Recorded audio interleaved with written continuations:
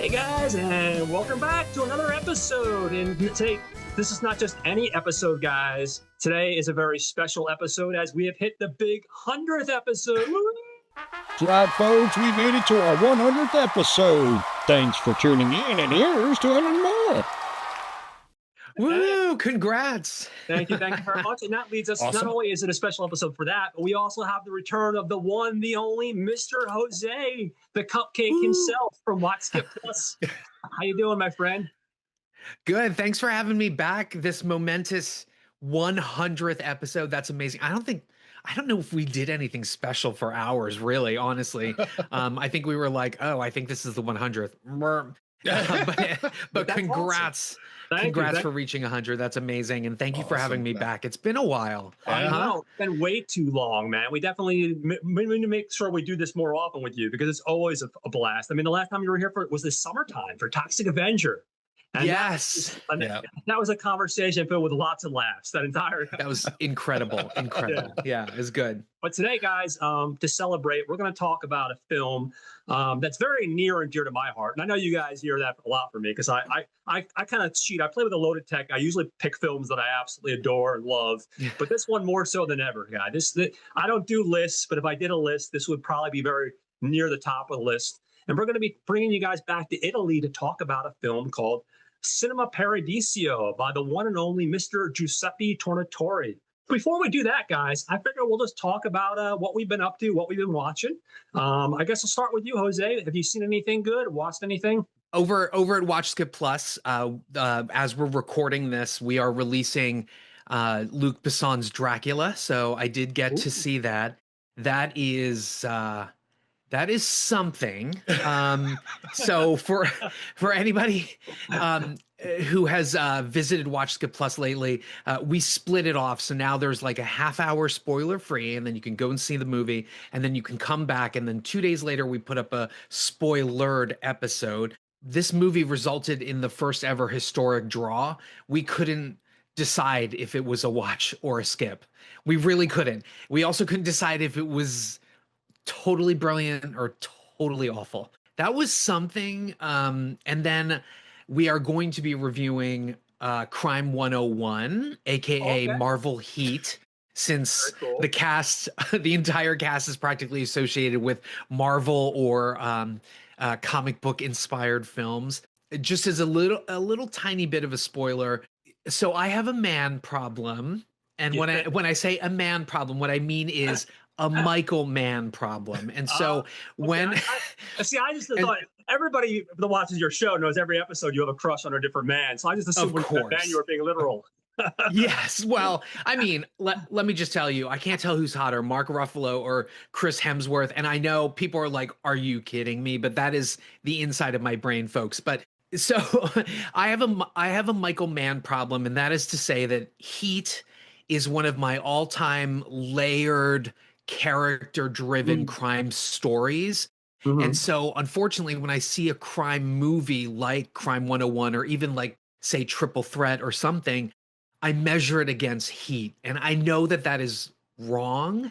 And so just as a little bit of a spoiler for our upcoming episode on Crime 101, it's okay. I think it could have premiered on Prime and people would have enjoyed it just as much. But I found it to be slow, predictable stuff that we've seen before, but at least it's bookended by two really great action sequences. And this one is a little curious because the way that the characters end up in their arcs, it's a very weird, like, moral relativism kind of, I want to do good and stay on the good side of things, but if things go really horribly, then it's okay for me to break all the rules for my happy ending. So it's an interesting film. It's interesting. I don't know if the cinematography is amazing, but I don't know if it's worth a trip to the theater. No, I mean, it's the old saying. I know right now Tarantino is under a lot of heat because he just can't keep his damn mouth shut. But that whole thing about the perfect 10 films and leaving thing, I don't know if I agree with it or not, but there is something to be said. Sometimes filmmakers their careers don't quite reach the heights as some of their earlier things. And I don't know if he's right or wrong, and I haven't seen this film, but maybe that's a case of it's just not catching the momentum of some of his earlier films or reaching the heights of some of his earlier films, possibly. Yeah, most definitely, most definitely. And then so let's see, just a couple quick like marathon things that I've been doing. I revisited Kenji. He's the Japanese director who directed the Battles Without Honor and Humanity. So I revisited that five film series. It's basically like the Star Wars of Yakuza epics. It's absolutely amazing. So if you've never seen it, Battles Without Honor and Humanity, so good. I think all five movies are streaming on Prime, but Scott had never seen those, so we watched them together, and I love them. They're like 95 minutes of incredible Yakuza drama. Inspired by Godfather, by the way, and they were like, we can do better. So they made a 5-film series out of it. And then from that, rather than jumping to the new, so there's actually another continuation series, New Battles Without Honor and Humanity. But instead of jumping straight to that, Scooter had never seen all of the Lone Wolf and Cub films. So we watched all of those in sequence. Yeah. And they are there. I know. And John's making those faces. That's the face that Scott made when we hit the last one, which is so different from all the ones that come before it. It almost feels James Bondish because they're skiing with their swords. Like, wow. So bonkers. Amazing. Yeah. That should be an Olympic sport, by the way. I think so, right? We could do like, what is it? We could call it alpine fencing. There right? you go. There you go. Alpine kendo. Perfect. Yeah, you should suggest that, John. Seriously. And then, of course, Scream 7 is coming out. And so I've started my marathon of Scream 1, 2, and 3.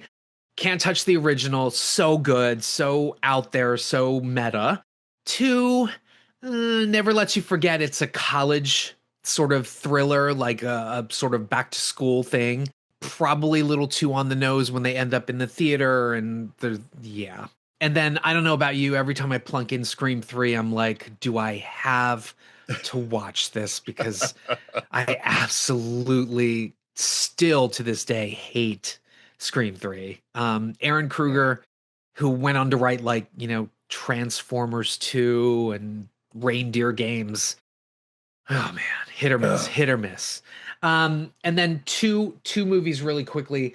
I came across something called Scared Shitless. Title, man. Love the title. Absolutely. Yeah. So this is directed by, I've never heard of this director before, but it's a comedy horror film about this weird like DNA scientist that creates like the ultimate predator, and he steals it from the lab. And then he brings it home to his apartment building. It eats him, and then it gets into the toilet and starts like killing the residents by coming out of the toilet and basically like eating them.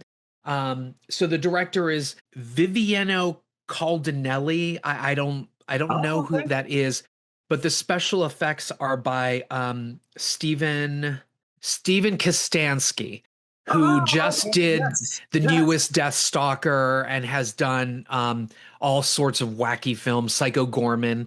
And so that was kind of the draw, was like he was doing the special effects. The cast, I think the most recognizable guy is Stephen Ogg. He was in The Walking Dead. He played one of the henchmen. It's just a super corny horror B film. And I don't know. I really enjoyed it. I don't know that I would really recommended unless you're in the mood for something silly like Psycho Gorman. That was a hot mess. Yeah. Also, but somewhat enjoyable. The gamers out there, if you're a nerd like I am who plays way too much video games, Grand Theft Auto, he plays Trevor, who's like also a loose cannon character. Yeah. That's right. Yeah, total loose cannon. Although here he's playing a dad, so I'm kind of like, wait, this is not the Stephen Ogg that I know. And then the other film that I watched was Simon West. So Simon West had directed, Con Air, Tomb Raider. But he put out a film called Old Guy. This is the one with Christoph Waltz and Cooper Hoffman and Lucy Liu.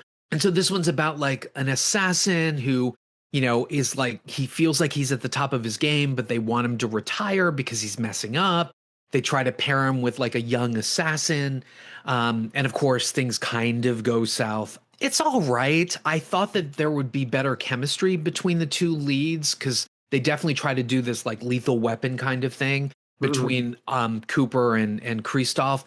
It just doesn't really work, and the action scenes aren't all that great. But I love Christoph Waltz. He was also in Dracula, and so I'll watch him in anything, and he really does. He is usually the highlight of the film itself whenever he's in it, and he's certainly a highlight in Luc Besson's Dracula. He clearly got the memo and is acting in a completely different film in Dracula. But Old Guy, I think it's worth a look just because it's always nice to see Lucy Liu in something great. Cooper's great. And of course, Christoph. So that's what I've been watching. Very cool.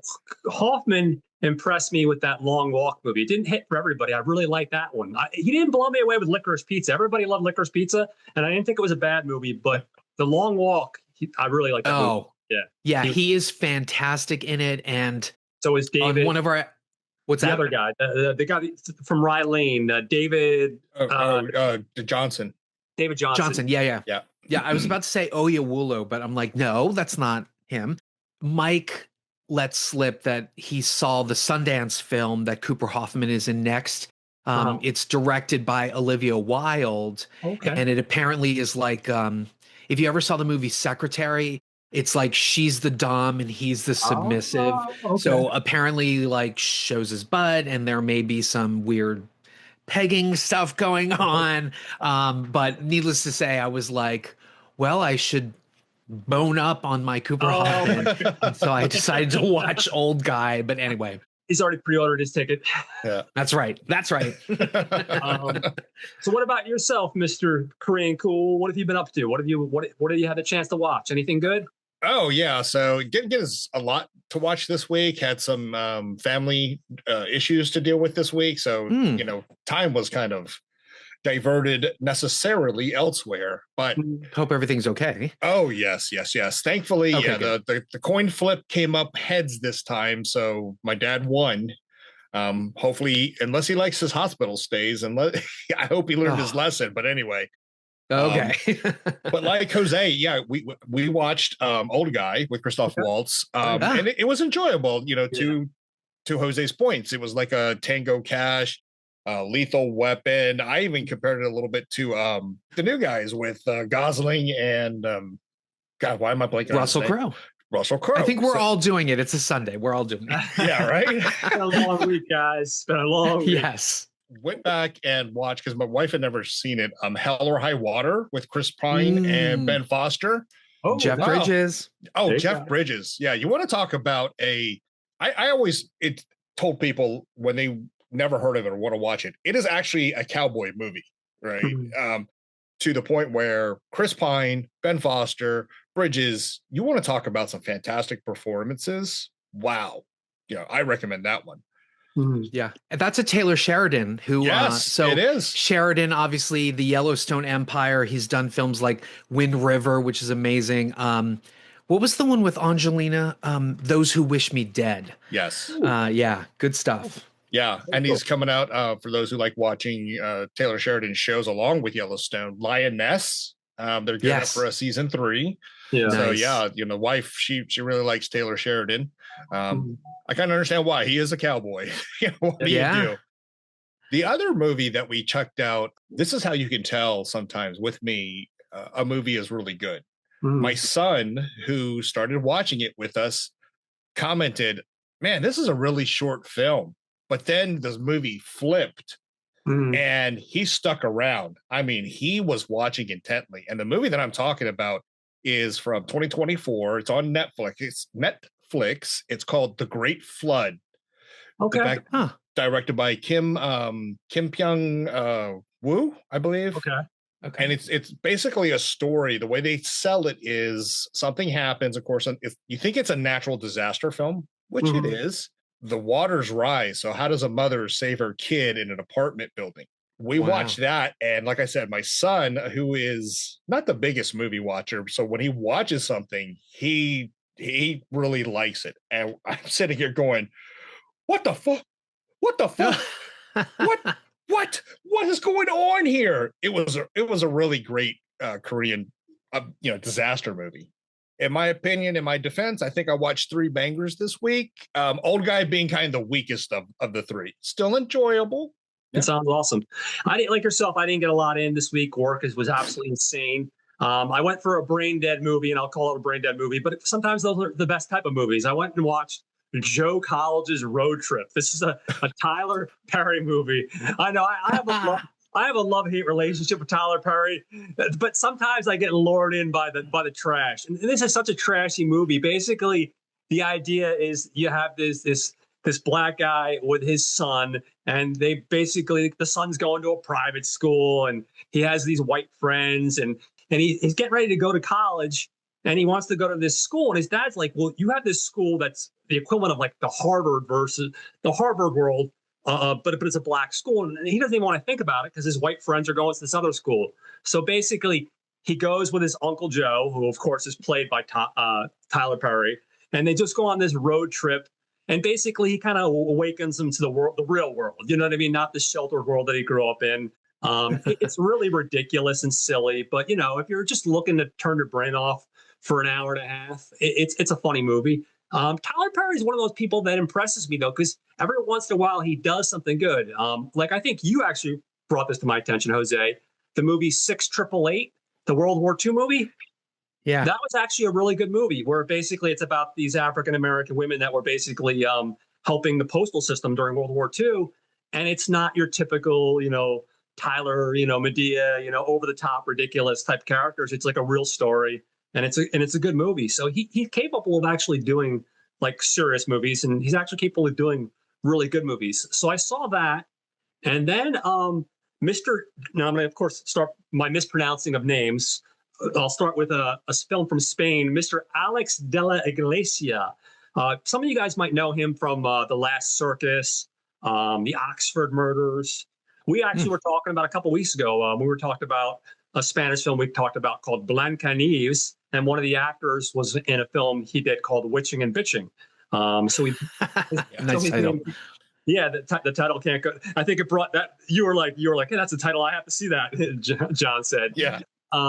So this movie's called The Day of the Beast, and it came out in '95.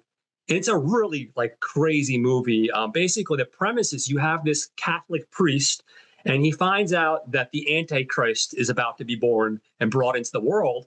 So he has to commit as many sins as possible so that he can get the devil's attention, and then he can make a deal with the devil to sacrifice himself so he can stop from the Antichrist from coming. So obviously, it's definitely very much like a horror comedy. It's a really, really well done film. It's a really funny movie. And I think like the rest of his movies, once you watch it, you're just like, okay, that's exactly what I expect from that director. We went, so John and Troy often invite me over to join in the Alamo Drafthouse marathons. Oh, nice. And so I think, John, I don't remember if you were there, but they screened El Dia de la Bestia, which is what John is talking about, the Day of the Beast. I had never seen it before, and it was just like, what am I watching? Like, I had no idea, but it was insane. He did another film with Rosie Perez, Perdita Durango. Yes. I would highly recommend that too. It's just as outre and weirdo as Day of the Beast. Yeah. I mean, The Last Circus, dude. I love that freaking movie. That movie is absolutely insane. I know Vinegar Syndrome just did a 4K release of it, and I can't wait to get my hands on it. So he's just one of those guys. You just hit play, and you're going to be entertained. He's one of those directors. Oh yeah. Now, I did see Wuthering Heights, and when I say I saw Wuthering Heights, unfortunately, I didn't sit through the entire thing, not because it was bad, but because, unfortunately, I rely on buses to get around, and unfortunately, I knew that if I didn't shave off the last 15 minutes of the film, that I was going to have to wait around for like another 2 hours for the next bus. Oh, yeah. So I saw about 95% of it. It's absolutely gorgeous. It's gorgeous to look at. The acting is top notch. If you liked Saltburn or Promising Young Woman. I can't think of the director's name off the top of my head. Emerald Fennell. Emerald Fennell. This movie's great, man. It's really, really good. I was impressed by how much I actually liked it, because It definitely is, like basically like a Harlequin romance book, basically brought to life. Yeah. But the acting is so good, and it's just so well done. The score is amazing. Just a really high recommendation. So that was great, Margaret Robbie, and we just talked about Jacob Elordi last week in Frankenstein. Yeah. So yeah, no, definitely a good movie. So those are some movies that I watched that you can check out. So I haven't seen Wuthering Heights yet, but I remember just reading a quick headline, but some critic said Emerald Fennell turns classic Bronte novel Wuthering Heights into horny sex monster. And I was like, now I need to see this. Yeah. Right. Yeah. And it's a shame Yeah. you didn't sit through the last 15 minutes, John, because I understand that the last 15 minutes, it was the invasion of the alien dinosaur overlords. So God damn it. Now I want to know. Look what you missed. I know. Look what you missed. I hate walking out of a movie early, but on the same token, I also hate the New Jersey Transit. But listen, I'll watch. Listen, let's face it. If you're a heterosexual male, Margaret Robbie, she's drop dead gorgeous. Any movie she's in, she's got my money. I'll go watch it. And Jacob Elordi, honestly, up until Frankenstein, I hadn't really seen anything he'd been in. I had never seen any of his prior stuff. Still want to punch him in the nose for hanging out with Sydney Sweeney in Euphoria. So. So yeah, that brings us to our film today, guys. We're going to be talking about Giuseppe Tornatore and the world of Cinema Paradiso. This film came out in '88 originally. I think it didn't hit the States till '89. Mr. Giuseppe Tornatore was born in 1956 in Bagheria, Italy. He's considered one of the directors who brought critical acclaim to Italian cinema because apparently at the time when he made his debut, they had a dip in the industry and in the world of Italian films. And this film really revitalized the Italian film industry. So it had a budget of $5 million, and worldwide it made over $36 million, surprisingly. When the film first came out, over in Italy, it actually had very mixed reviews. Now, internationally, that was a different story. But in Italy, it had very mixed middle down the road reviews. He developed an interest in acting and theater from the age of 16, put on works by Luigi Pirandello and Edward De Filippo. He started his career as a freelance photographer, and then switching to cinema, he made his debut with the documentary The Ethnic Minorities in Sicily, which won a Salerno Festival Prize. And then from there, he went on to commercial work, working at RAI, which is the radio television of Italy. He debuted his first feature film in 1985 called The Professor. He met his long life collaborator, a gentleman, a producer named Mr. Franco Cristaldi, and gave birth to his best known work, which is Cinema Paradiso. That's the one I think that most people recognize him for. Cinema Paradiso is one of these films that was really kind of interesting. I don't normally tout awards and all that stuff, but it's interesting. I have to talk about it because it really swept so many awards. Like it was like a ridiculous amount. And when you think about like awards, you think about sometimes you hear about these award shows where you hear a film gets 4 or 5 Academy noms or something like that. That's unheard of, right? But this thing got a Best Foreign Language Film. It won in 1990 here. It won the Cannes Film Festival Grand Jury Prize.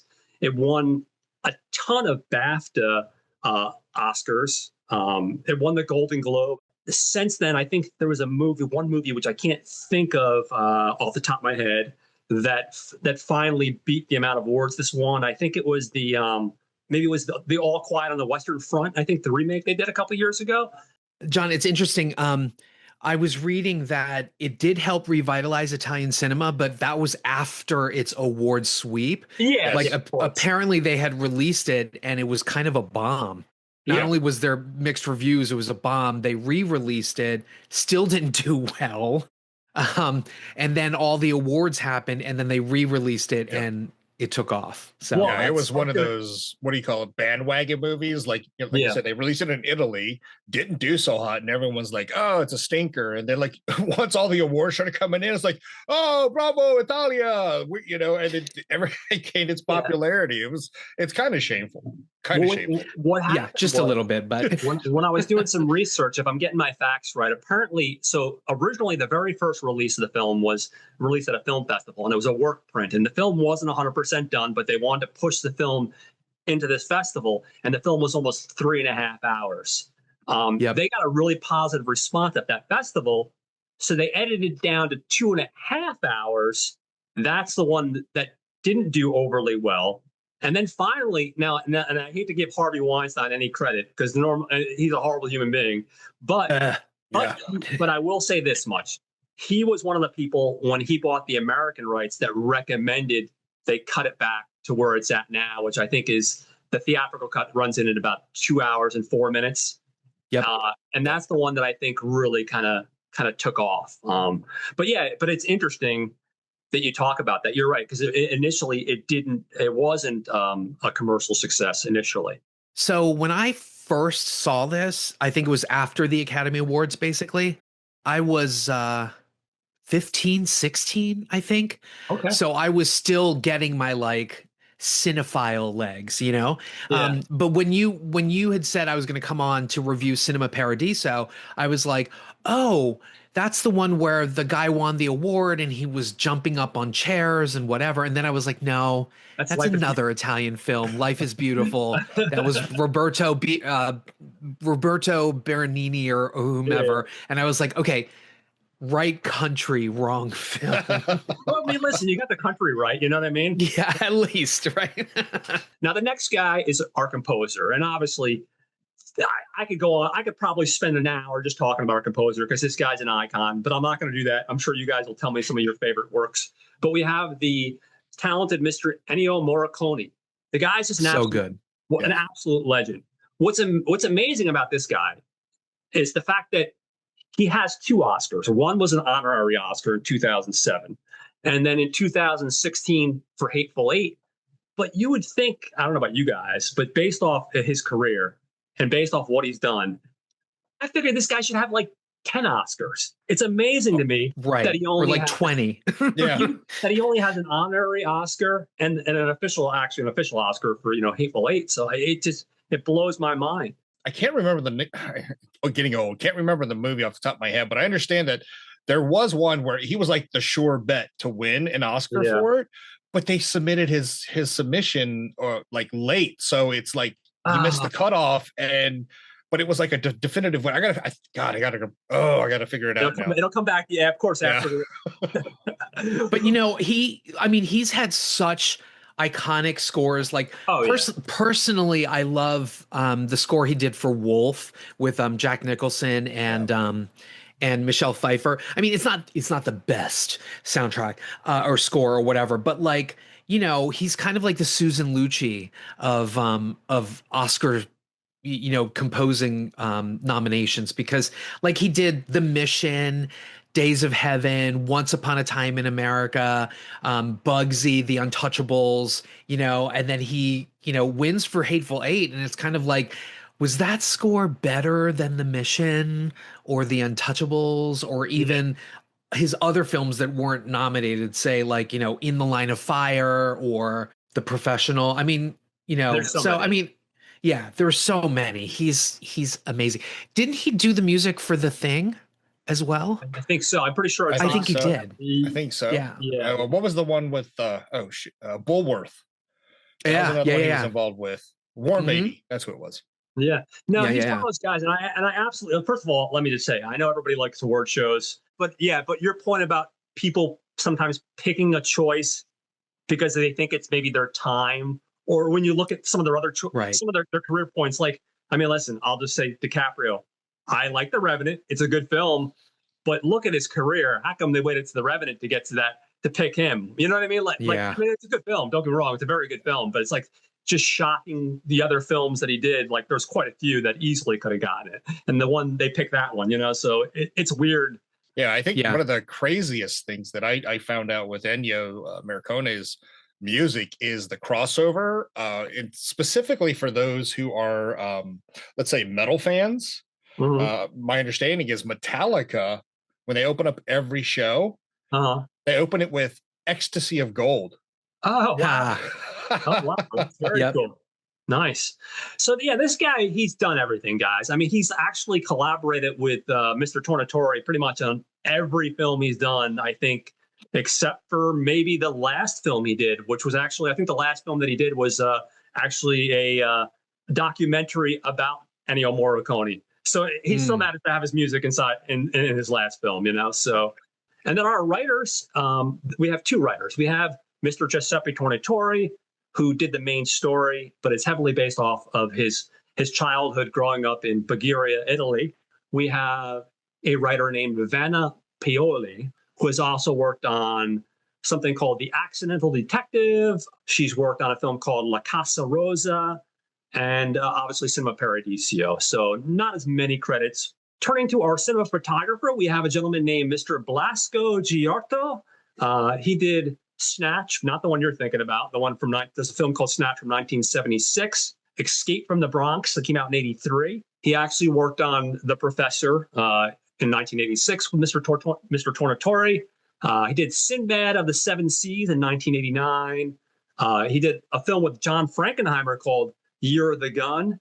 And he also did a film called A Pure Formality, which is also another Giuseppe Tornatore film. Chicken Park, weird name, I know. He also did that movie. It's about an Italian breeder of fighting cocks. So there you go. Oh, hey, there you go. There you go. Little cock action for you. He did a movie called Cupcake, which came out in 2017. And this is also another guy that was recognized for his work on this film. He won a BAFTA award for best cinema photography. So actually, speaking of cock, he shot Lamborghini, The Man Behind the Legend, starring Frank Grillo. Oh, there you go. How did I miss that one? Oh man, shit! I'm slipping, man. I'm slipping. I should also mention, I can't believe I screwed this one up. When I was talking about Mr. Tornatore himself, he's worked on a ton of films that have been pretty well recognized. I have to mention some of his filmography. I think the second biggest film after this, probably most people would consider Melina, which came out in, I think, 2000 or 2001. It debuted Miss Monica Bellucci. Bellucci. We Gorgeous. have Legend of 1900, which I covered last year, which is a Tim Roth film called The Star Maker. He did a film called The Best Offer, which is also another really good film that nobody talks about. This guy's got a ton of films under his filmography. When we get into our editing department, we have a gentleman named Mario Mora. Going back as early as 1966, he worked on the film The Battle of Algiers. He did a film called Mondo Inferno in 1964. He did the movie The Stuntman in 1968. Ooh, he did, love that. Yeah, I know, right? The Hell Before Death in 1968. Here we go. Blow Hot, Blow Cold in 1969. Oh. There's a title for you. Hey there. Hey there. We got a film called Burn in 1969. X-Rated Girl, of course. Knock Knock Pop, Death Rage, and The Humanoid. One infamous movie I think some folks might have heard of, Faces of Death. Oh, yeah, that's right. I remember renting those as a teenager, or no, as a kid, actually, at the video store. As a kid, you were like, "Oh, this is real! I can't believe they captured this." You see, like, I still remember this, like, this vivid memory of this family in a 1980 station wagon, and they're feeding marshmallows to a bear, and the bear, like, manages to break open through the windshield. Yeah, that'll learn you. And then I found out it was all fake, and I was like, "God damn it!" I know. Boo.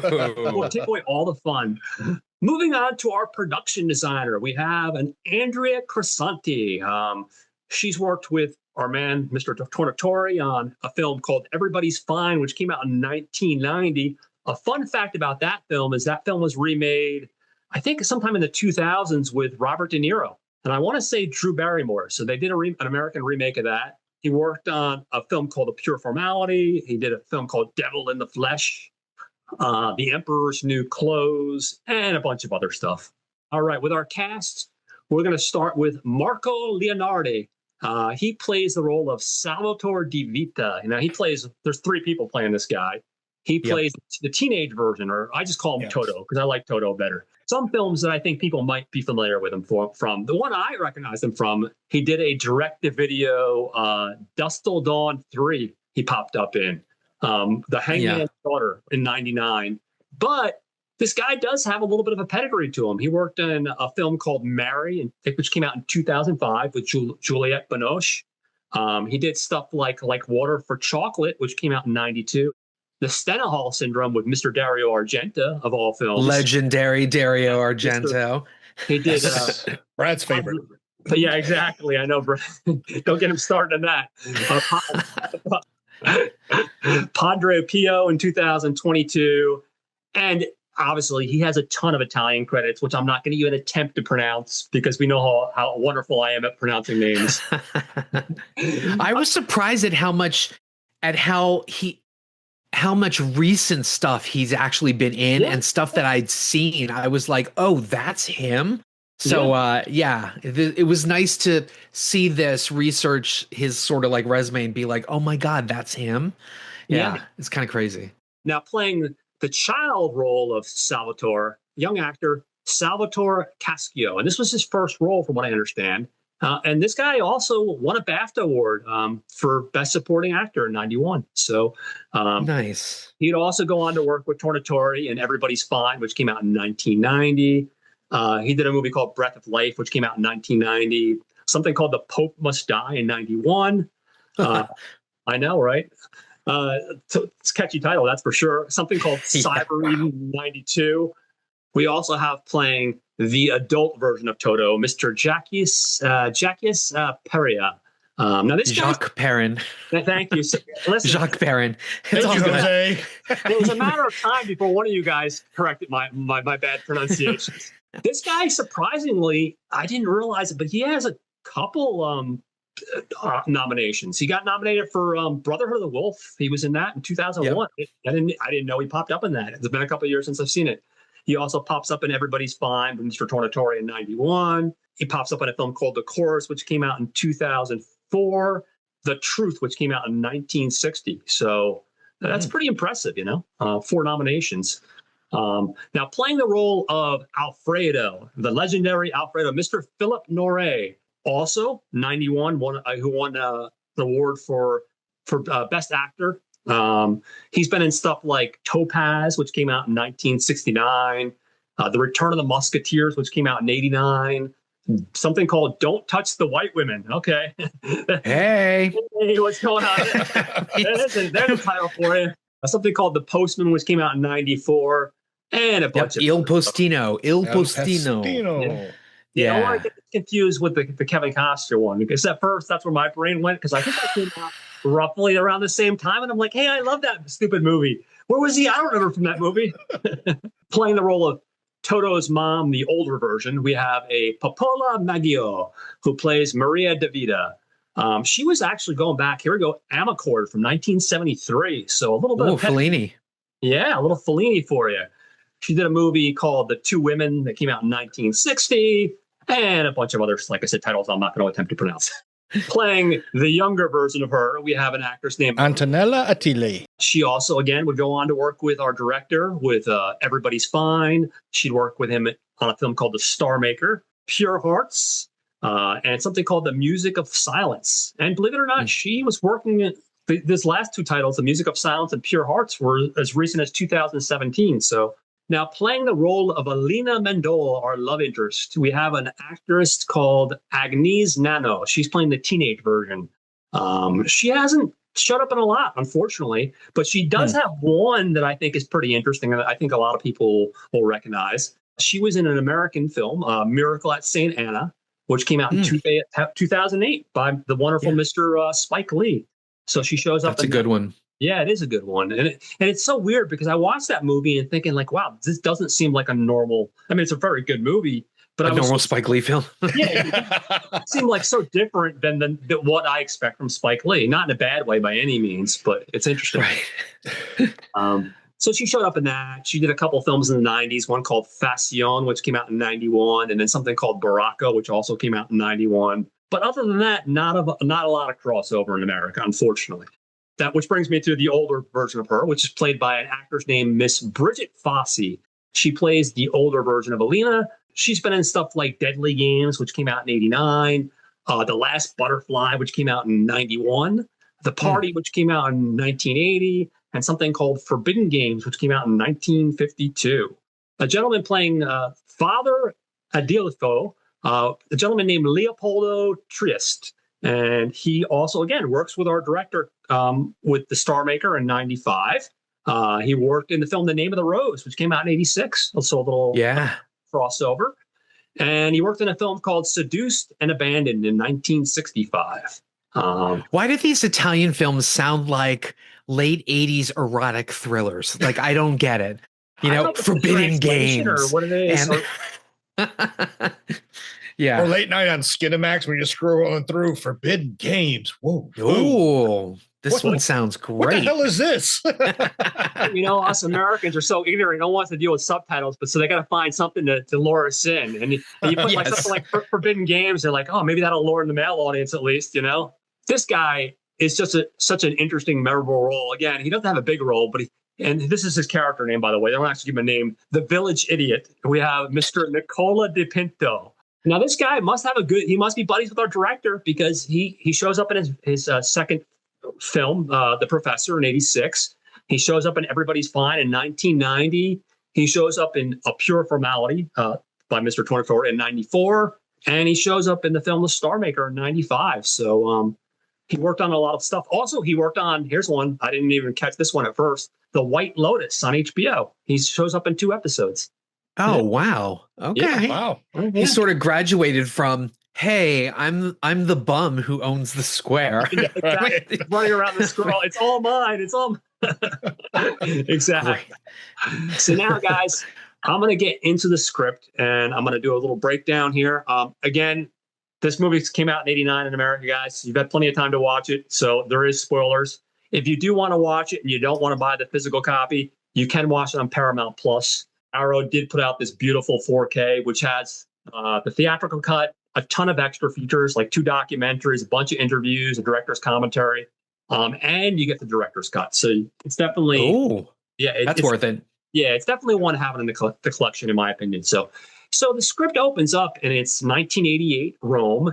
We see a mansion and we see the phone ring. And basically, we see this very attractive woman answer the phone. The lady on their end is looking for someone named Salvatore. And she's like, that's my son. And she's like, I need to get a hold of him. I've been trying to call him all day. And basically, she tells him that someone important has died, a gentleman named Alfredo. This girlfriend doesn't think anything of it. She goes back to bed. And a couple hours later, we're introduced to the role of Salvatore. He's a guy in his 50s, late 50s. He comes home and she says, hey, someone's claiming to be your mother called. And she says, someone named Alfredo has passed away. You see him kind of get torn up.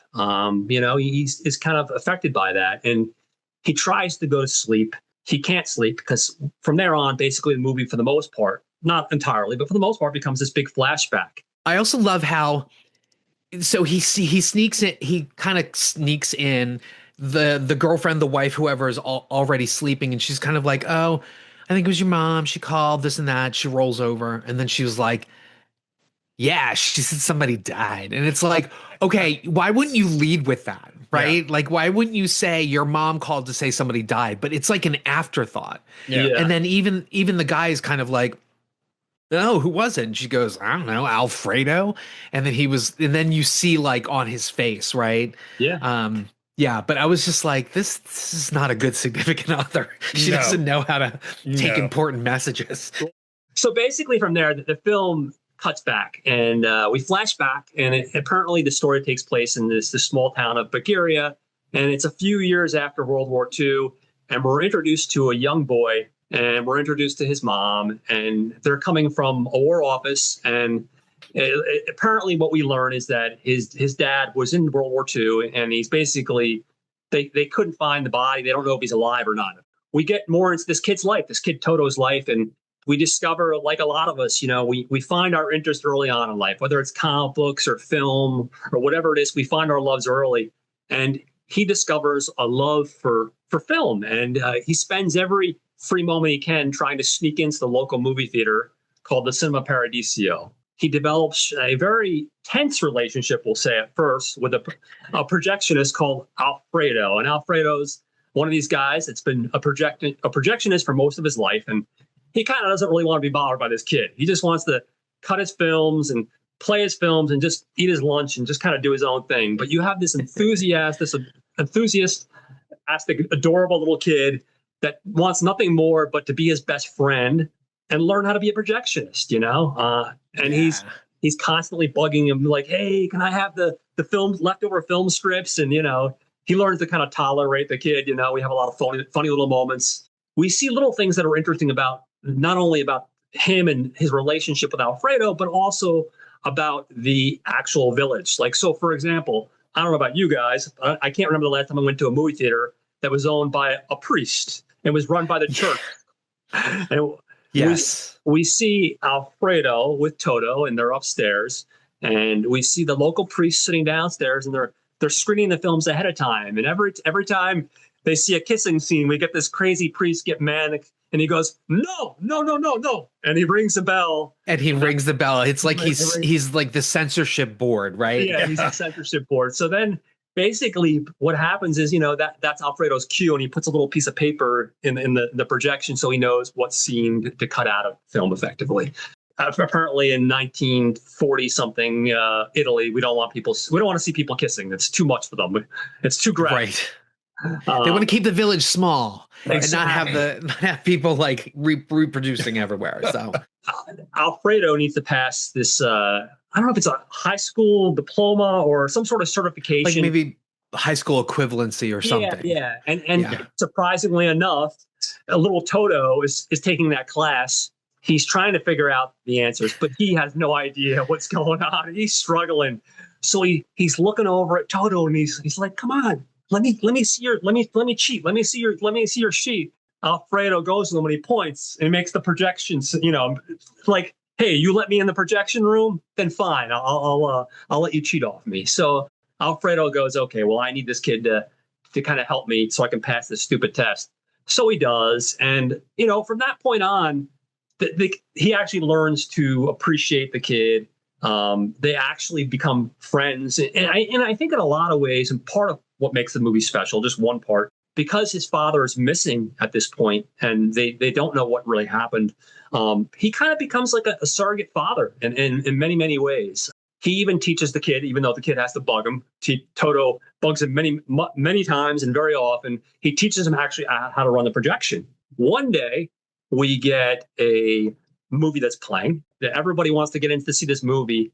And finally, they have the last showing of the night. They do this trick with the projector where I guess he's able to turn it around, and they actually project the film on the town square. So the people outside are finally able to get some satisfaction. What they don't realize, unfortunately, is there's an accident. Somehow the projector catches on fire, and poor Alfredo is trapped up there. So little Toto, he goes up and he manages to drag him down and basically save him. But in the process of saving him, unfortunately, poor Alfredo is now blinded for the rest of his life. He can no longer be a projectionist. And we should say that, because this takes place in whatever time it takes place in, like what is it, World War II, I think, because they're end of World War II, maybe early 50s, yeah. Movie film strips, the way that they were made, they had all of this like gelatin on it and all of these chemicals. And when you run it through the projector and it starts to heat up, it can catch on fire. And so, we learn this and Alfredo is kind of like, well, if this happens, you have to cut it here and you have to do it right away. Otherwise the whole thing goes up. And sure enough, it happens and he doesn't catch it in time. And then, everything like basically burns, which is really sad. And then like the people who end up owning it, because I think the priest ends up selling it to like this bigwig who has the connections for the film. And then there's also this weird sort of mijigas that we go through where they're sharing the film print and they're like putting the film print on the kid's back and they're like, get to the other theater. And they're like, here's part one. And they're like doing all that stuff or whatever just to make money. But it's really sad because, the theater's on fire and the owners are just like, damn, our theater. And it's like, there's a man in there burning. Like, can you try to help him? Right. And it's a kid that like drags him out basically. Yeah. I mean, this kid is not he's not a high school kid or a teenager or even he's this little guy that's like, yay high. And he ends up dragging the body of a grown man out of a burning fire. Yeah. And down a spiral staircase. Yeah.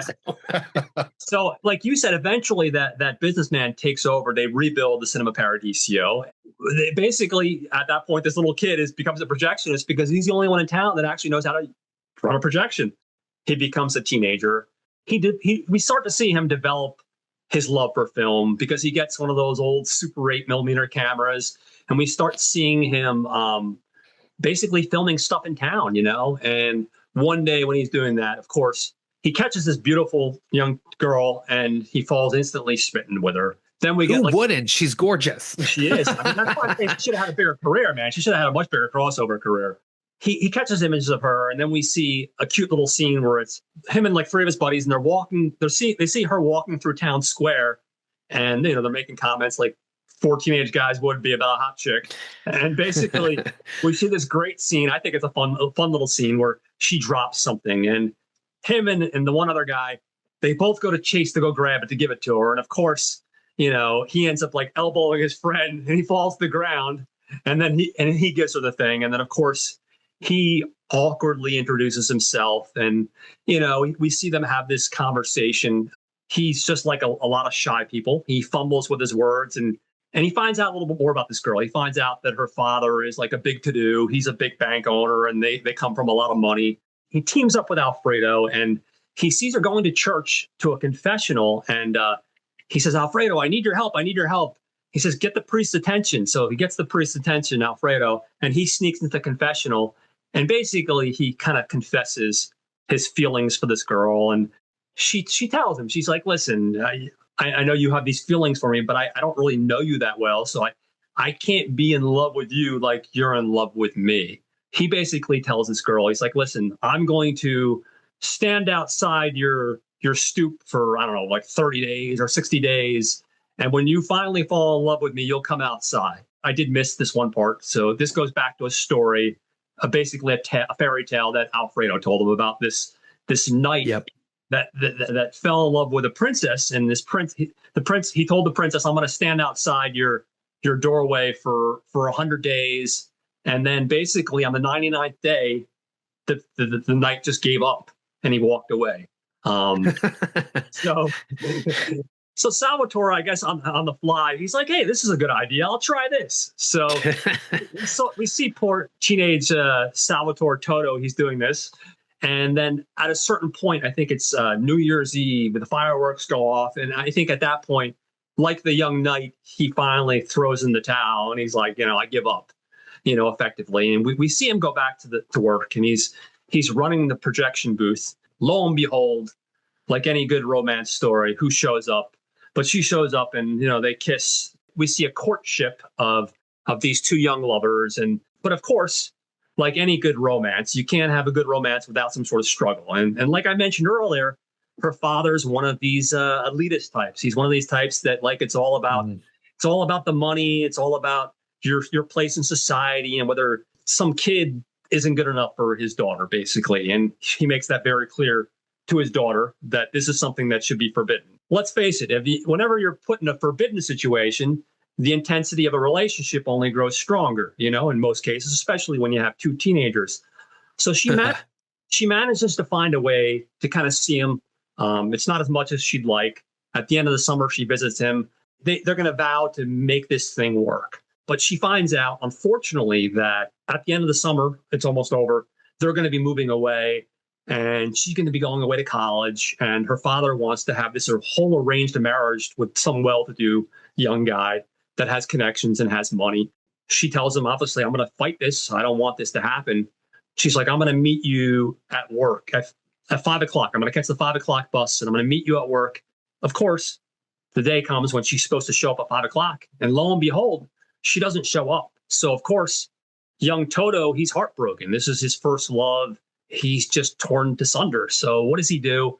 He tells the blind man to keep an eye on the projector, which I thought was hilarious. He gets in his beat up jalopy, and he goes to Alina's house, and he knocks on the door, and he bangs furiously. We see the mother behind the door, but once he recognizes the voice, she's not opening the door. He goes back to the theater, and he sees Alfredo, and Alfredo, he says, did she show up? Was she here? And Alfredo tells him, no, she never showed up. Alfredo basically tells him, he's like, listen, this is a small town. I know you love me. You know, I love you. Your parents love you. Your mom loves you. Your sister loves you. But you have this passion for film. You have this creative thing. You have this so much to offer the world. You can't get trapped here in this town. See the world and make your mark in the world. You can't be held back. And he tells him, he says, listen, I want you to go out, and I don't want you to ever return, not even to visit me. I don't want you to be tempted. Don't look back. We flash back to present day, and we see Mr. Older Salvatore, and you can see he's troubled. You know, this is something I guess he doesn't like to think about, because this is part of his past that he never got over. But of course, he has to go back for the first time in over 30 years. He starts to reconnect with some of the people. Like he sees his mother after many years, and he apologizes. He's like, I'm so sorry for leaving you for all these years. And his mom says, no, you had to make your mark. You took care of us. We were able to renovate this house. We were able to have a better life. I understand that, like, when I got the confirmation that your father had passed, I never moved on. I had the one love, which was your father. And of course, my love for you and your sister. I feel that you too have never been able to find that one true love. Like, you know, just know that we understood. We understood why you never came back and why it was so painful to come back. So did he enlist in the military? I thought he enlisted in the military. I forgot to mention that part too. Thank you for catching. Okay. Yeah, I think it's. I don't know how it is in Italy, but I know, like, in certain countries, I think it's a requirement that they serve. Compulsory military service, like South Korea, where you had to do 2 years. Right. Yeah. And I feel like after that, or was it he went in there and then before he went into the compulsory service, they were like, don't ever come back. Like, do your compulsory service and then like never come back. Even after he comes back from his 2 years, he's still moping around. He's still trying to get a hold of her. And while he's in the service, he keeps on sending her letters, but they keep on getting sent back to him. So yeah, he's back for this funeral from Alfredo. He reconnects with, we start to see faces like the priest. We see the crazy guy running around about, it's my square, you know, he's still there. You know, and he even runs into his old boss, the theater owner. And the theater owner basically says, unfortunately, they had to close the theater down about 6 years ago. You know, it's funny because it's not funny, but the reason I say it's funny is because I don't know about you guys and where you grew up, but I remember in the 80s, as a kid, there were 3 theaters. One was a threeplex, and 2 were just 2 theaters per screen. And probably the late 80s, they both went under. So it's interesting. I don't know about you guys, but that was a thing that happened in my area around that time too. And then a couple of years later, we got our first multiplex. That happened where I grew up. Like, I remember it was always Yorkridge 4, and then Yorkridge 4 became Yorkridge 2. No, it started as Yorkridge 2, became Yorkridge 4.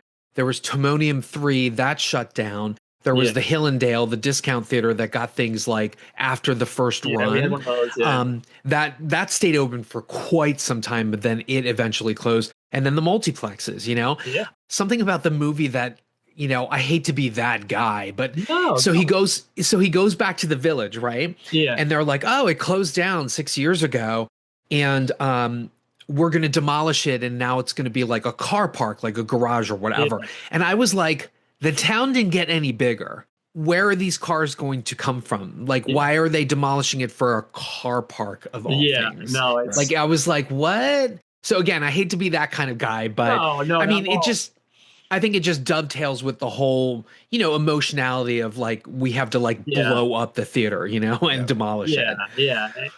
And I was hoping he'd pull a Quentin Tarantino move and just buy the theater and save it, you know? Yeah.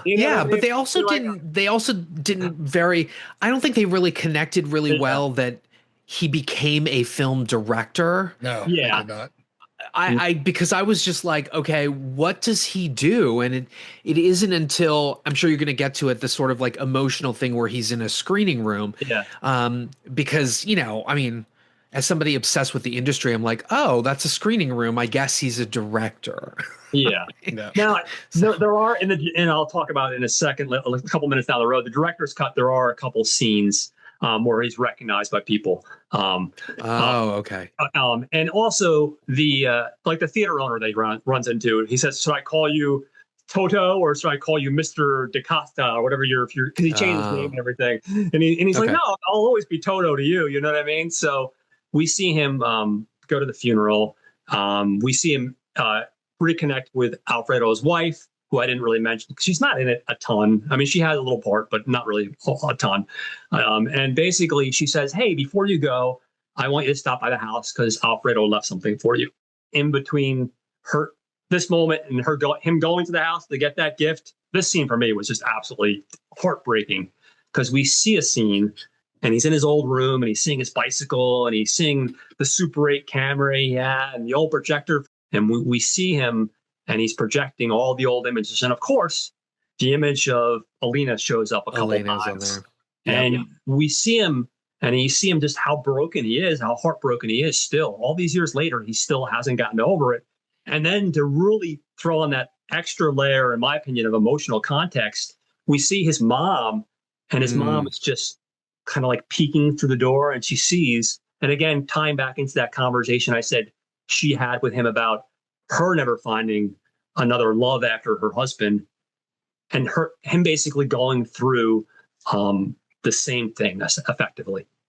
So yeah, and then her like face, just you see her face get all sad because she knows that he's just never gotten over it, and it's weird because, like, I don't know about you guys with relationships and stuff like that.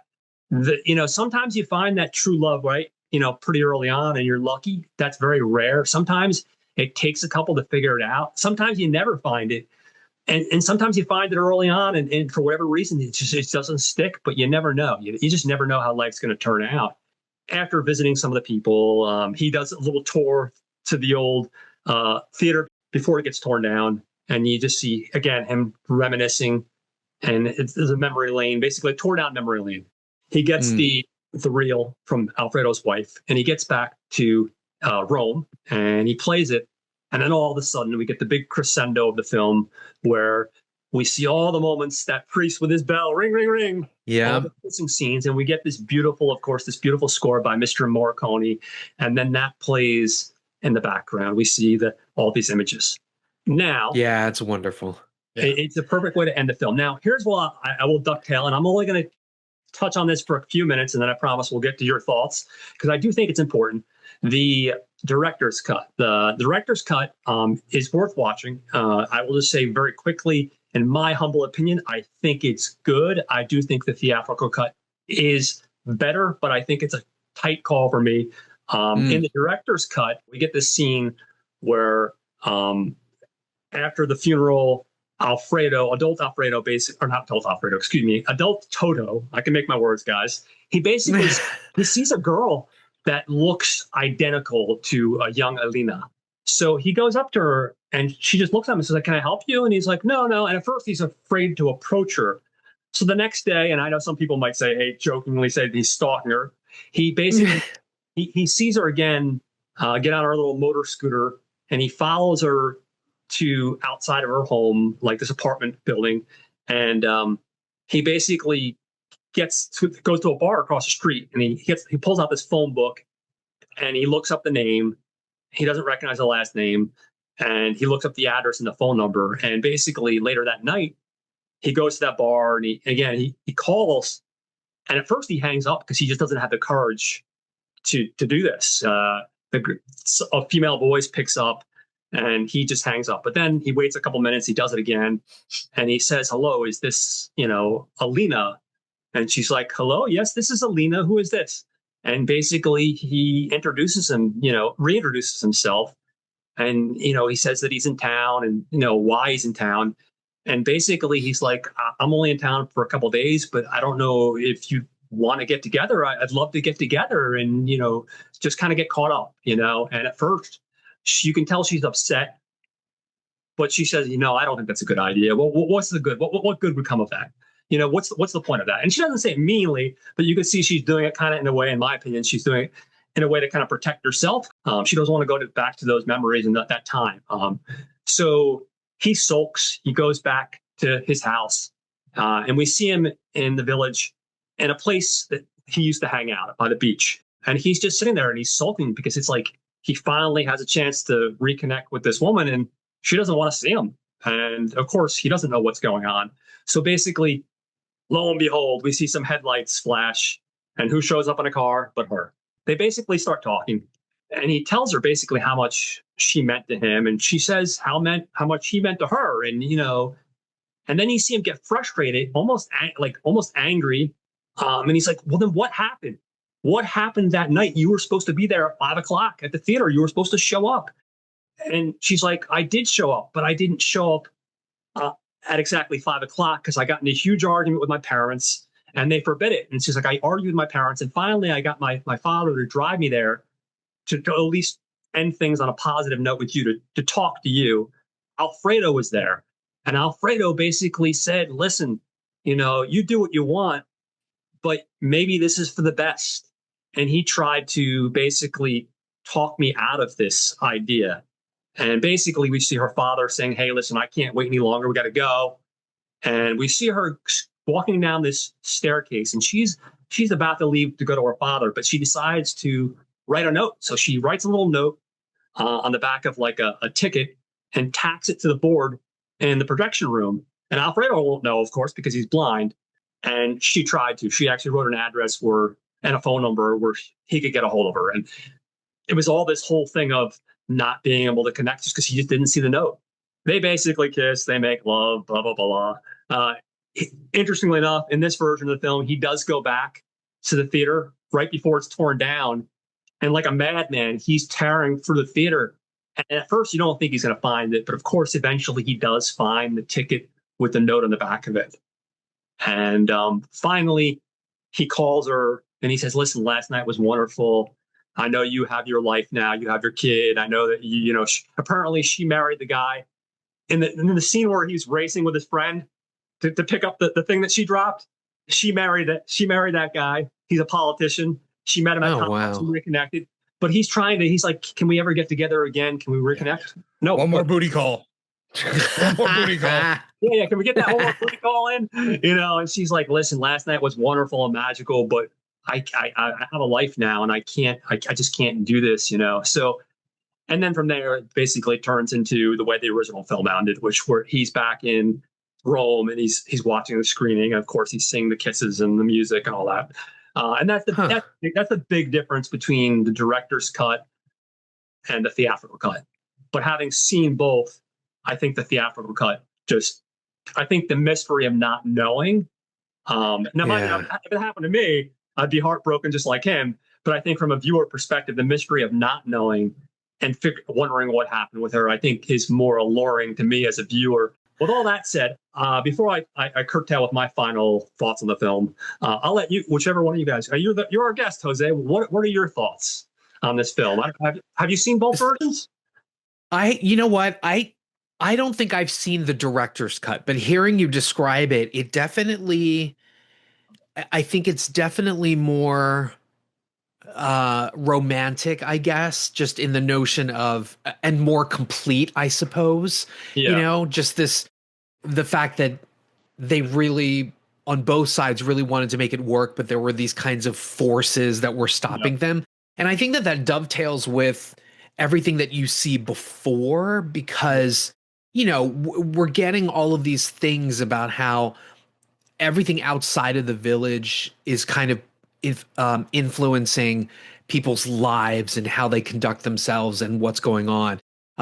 Because even in the theatrical cut, we see things like a family moving away because, they called the kid a communist, and like the one kid is like, "I'm not going to hug you because you're a communist." And then like the father's like, "I'm leaving to get a better job and make more money. Screw all of you," and like drives away or whatever.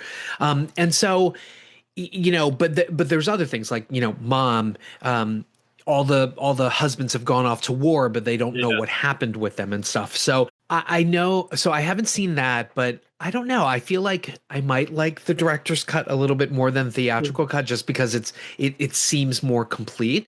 I remember seeing this film as a kid, basically 16. That's still a kid, right? But seeing this film and I remember coming out and being like, oh, it's such a nostalgic, like, love of cinema, love letter to cinema or whatever. And this time rewatching it, I was kind of like, the cinema, it's obviously nostalgic, but this is more of like a coming of age tale. So, you know, films like Babylon or Scorsese's Hugo, like you can watch those films and see the story, but then also be like, yeah, this is really a love letter to like cinema and the power of film.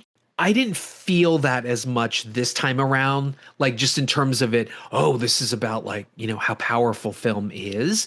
But it really was more, it struck me more as kind of this, obviously the coming of age thing where everything was just tied to this cinema. And I say that because, you know, eventually the whole town just loves to frequent this cinema, but it ends up, you see these little scenes where it kind of ends up like it's a bordello now because Oh, there's a while the lot of great movies, little moments I missed. There's a lot of great little yeah, moments that I didn't go into. yeah, like I guess you can see the hooker instead of seeing the movie, or every now and then there are these peeks into how you know the cinema connected all of these people. Like there's a guy flirting with a girl in the balcony, and then later in the film they're together, and then Yeah. much later in the film they've got a baby together, right? And then there's that dude that's like Spitting he's so on people. elitist and he's spitting on people or whatever, and it's like, are you a communist? Did you move away or whatever?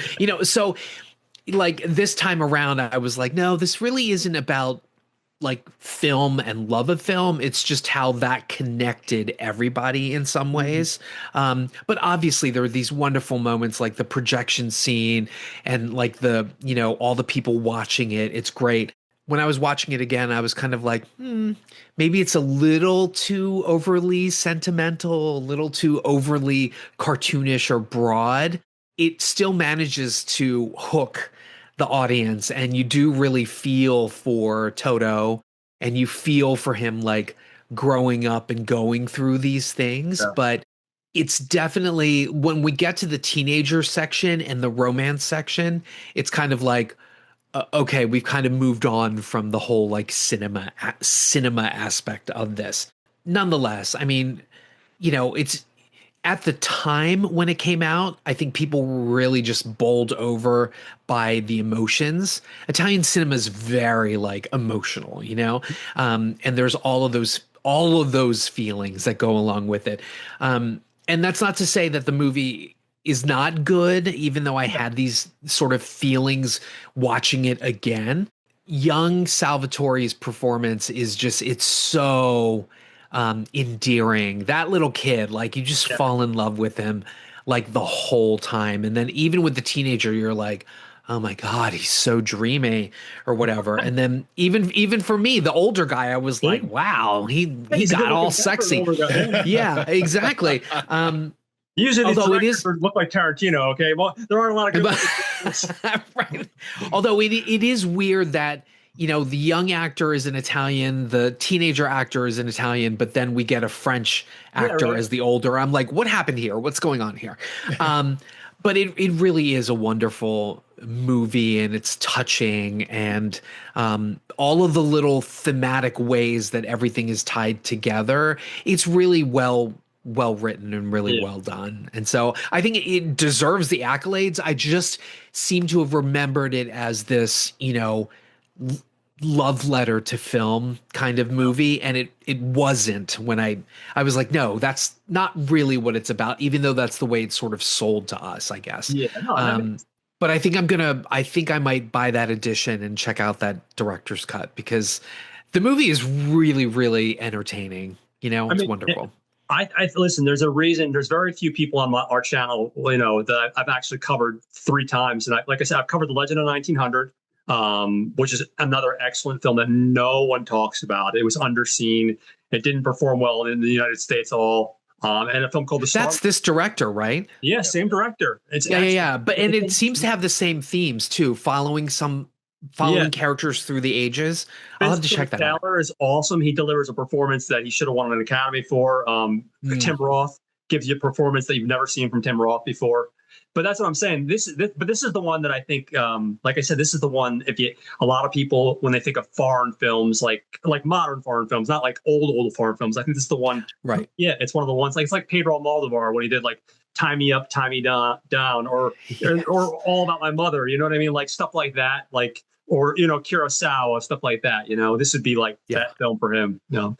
John, what do you think? Let's hear your thoughts. This is your first time watching, right? This is a first time watch for me.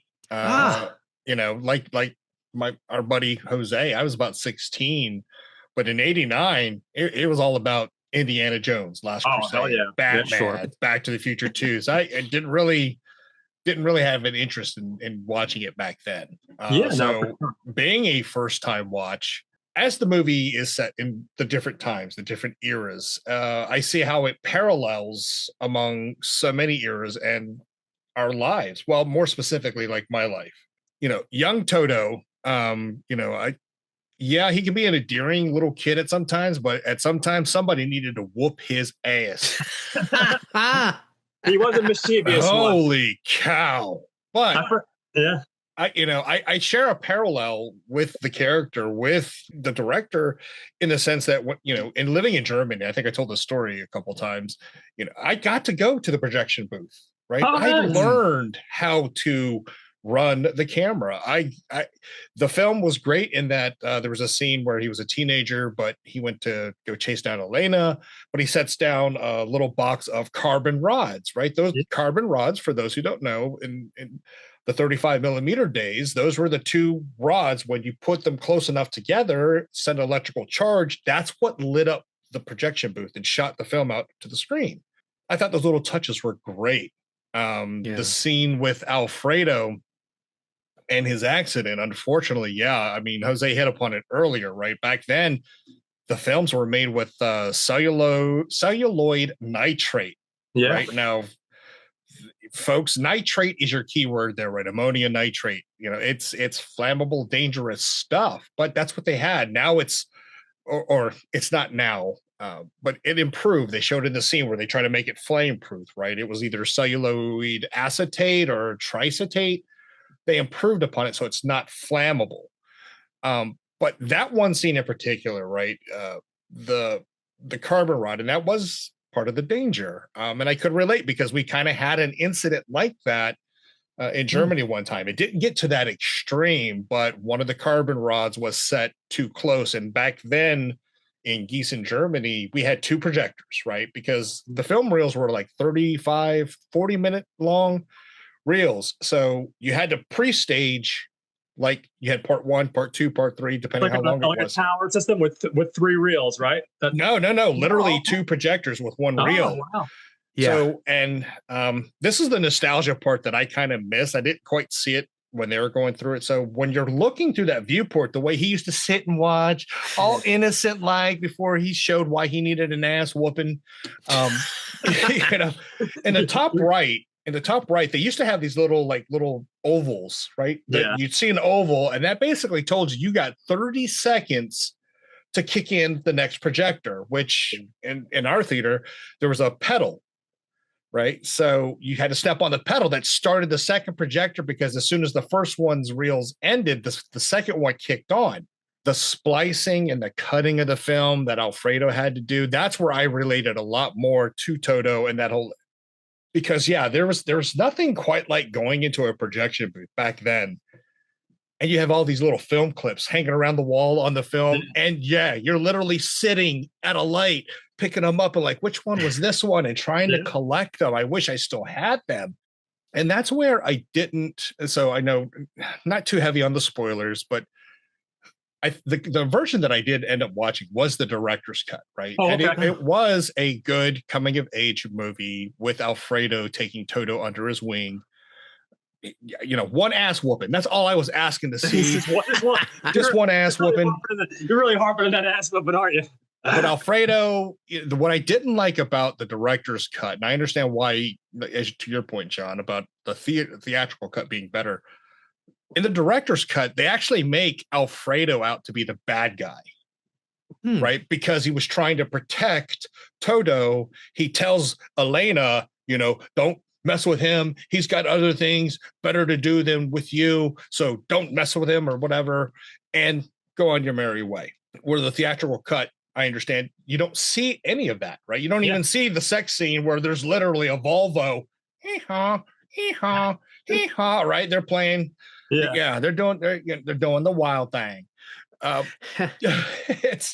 It's a good movie, don't get me wrong. However, the insufferable part that I couldn't quite connect with Salvatore Toto as he was growing up was he has this like obsessive compulsive behavior, right? As a kid, let me into the movie room, let me into the projection booth, teach me, give me this, give me that, give me this. As a teenager, Elena this, Elena that, you're my love, basically like almost beats up one of his friends just to go meet Elena.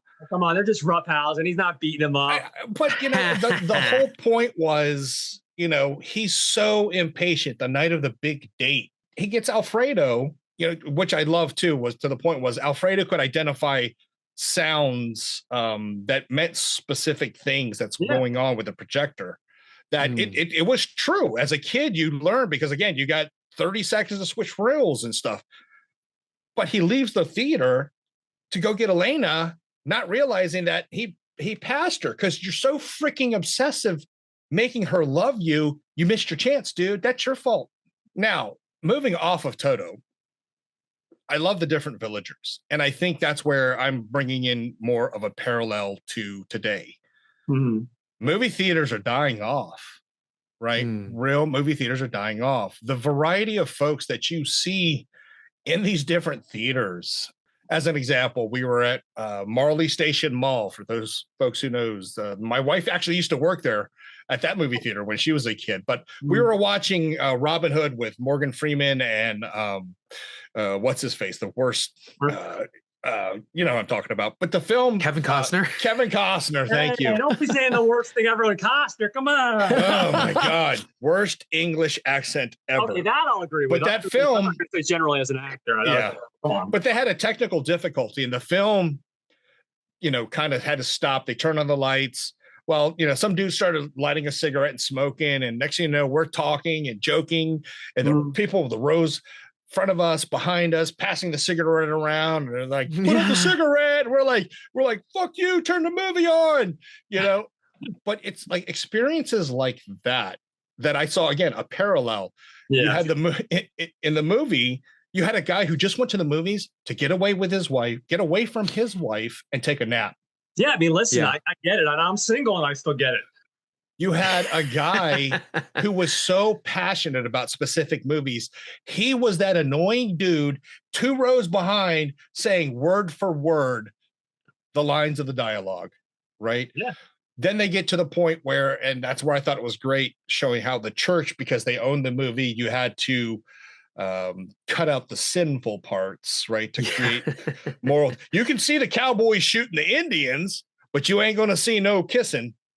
To the point where they finally change it over. I think the gentleman's name was Ciccio, who bought it and remodeled it. And next thing you know, they're showing scenes, the adult scenes, not pure adult scenes. But then, there's a scene where you're watching 3 kids, wanking it off. And it's like, oh my God, what is going on? Jose mentioned it. So apparently, folks, if you ever heard of the term the village bicycle, they showed one of those in the movie, right? Because there was. It smokes too. Yes, right. And that was one of the scenes that I, found it a little bit ironic as the older Toto is going and he's going down memory lane. He looks down on the floor of the first row. Well, yeah, that's where he took his turn on the bike. And lost his virginity, right? Nothing wrong with that. But, the coming home scene, I thought was initially well done. Yeah. With him seeing the past faces, the past people of what he grew up with, right? And I think the message that Alfredo, or the mission that Alfredo gave to him, was to leave this behind, right? This was, yes, this is your anchor. However, don't let that anchor drown you by just staying in the past, right? He had to cut loose and I guess become this big time director or something. And that's kind of like his personality, right? Oh man, I wish I had a wife. Dude, you could have got one. You're a handsome fella. Yeah. You could have got one. What are you doing talking about some girl who you never, talk about? And that in the director's cut, she even says it, right? Growing up, we never even did it. Dude. Did she like make the most awesome peanut butter and jelly sandwich, or what made you fall in love with her so hard? But the beautiful aspect of it was, again, Alfredo saying, you got to leave this behind. This is part of you, always will be, but don't you ever come back. You go write your new chapters. You create your life.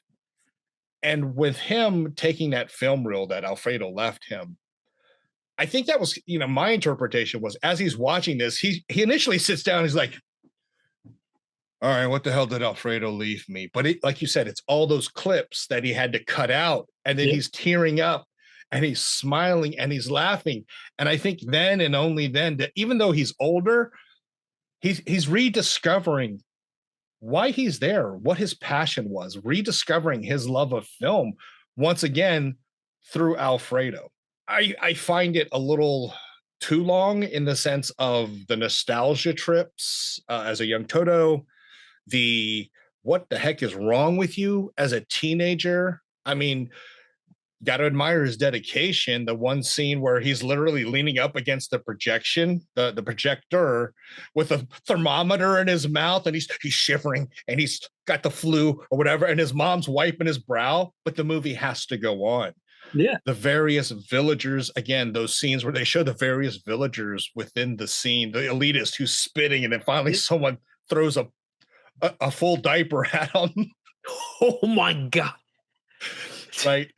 Are you sure that wasn't 2 full diapers? That was man. That was like this big splat. And I'm like, oh man. I mean, listen, I've never had kids, but I've heard that can be 1 diaper, but it looked like a lot. Dude, that was like 3 diapers. That was like 3 diapers. They were just waiting for him to do something. But it's dramatic license. But those various folks, and we've all run into them when we've gone to those days of, real 35 millimeter projected movies, right? Those various folks, different walks of life that you'll talk to them or you meet them, or, on the way out after the movie's done, you share just real quickly how much you either loved or hated it or whatever. Yeah. Those days are dying, right? Yeah, absolutely. Digital DLP, digital light projectors now. There is no more film. You just press a button and that's it. Yeah, it's press a button, unreal. Streaming, that experience of going to a theater and something happening or somebody in the audience, they're fading with a lot of things. And that's where I had emotion watching this movie, because it's like, man, all those times, my time in the projecting booth, or looking out that window and looking down on the crowd and seeing stuff. Yeah, I saw some stuff, but the various folks, when I was going there, those days are waning. Will they come back? I don't know. Will I be like Toto, reinvigorated to find that love of film again? Yeah, I'm sure there's going to be 1 or 2 that come out like that, but the experience, I think what us growing up, all of us, that experience of, man, this is showing up on the big screen. We've got to go and see it. I don't know how much longer it's going to last. It's like you said, you guys asked about real quick, and I'll close with this. Growing up on Fort Meade, we only had 1 theater, 1 screen, right? So it was always that, what time are we going? Because they're showing this movie at this time, and then the movie we want to see at this time, we have to be there. In Germany, Gießen, again, that theater, it was the same thing. 1 theater on base, 1 screen. But I lucked out because I was up in the projection booth.